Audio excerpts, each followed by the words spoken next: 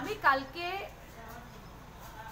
কাজিডোর জিপিতে একজন শিশুর কিডন্যাপ হয়েছিল, আমি গেছিলাম এবং দেবজ্যোতি নাথের ছেলেকে ভোর রাত্রে 1-1:30টার সময় কিডন্যাপ করা হয় মঙ্গলবার।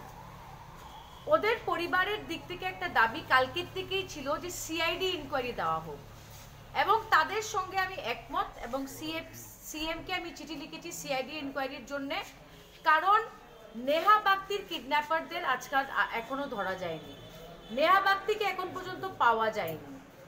আজকে কাজিডোরে যে ইনসিডেন্টটা হয়েছে এটা অত্যন্ত দুঃখের ব্যাপার এবং মাননীয় মুখ্যমন্ত্রী, আসামের গৃহমন্ত্রীও, ওনাকে আমি সকালে ফোন করেছিলাম, উনি এক্ষুনি আমাকে কল ব্যাক করেছেন।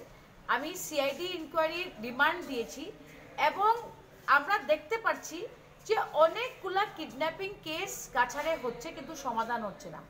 আশ্রম রোডের 2 জন শিশুকে প্রায় 1.5-2 বছর আগে কিডন্যাপ করা হয়েছিল, আজ পর্যন্ত কোনো সমাধান নেই।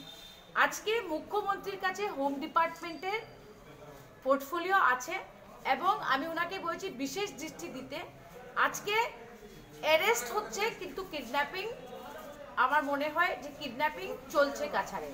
এটার আরেকটা আমি ওয়ার্নিং দিতে চাই যে করোনার পরে অর্থনৈতিক ব্যবস্থা যা হয়েছে দেশে বা কাছাড়ে আসামে, বেরোজগারি বাড়ছে এবং বেরোজগারি বাড়লেও ল অ্যান্ড অর্ডার সিচুয়েশন খারাপে, এটাকে নিয়েও সরকারের চিন্তা করা উচিত। আমরা যদি দেখি যে নেহা বাগদিকে পাওয়া যাচ্ছে না, আমাদের সাংবাদিক একজন মৌলিনের অ্যাক্সিডেন্ট হলো, ওই ট্রাক ড্রাইভারকে পাওয়া গেল না, আজকে 4 মাসের শিশুকে কিডন্যাপ করে নিয়ে গেল, একজনের অ্যারেস্ট, 3 জন অ্যারেস্ট হয়েছে, বাকিরা অ্যারেস্ট হবে কিনা আমি বলতে পারবো না। এইভাবে যদি চলে কংগ্রেস আন্দোলন করতে বাধ্য হবে।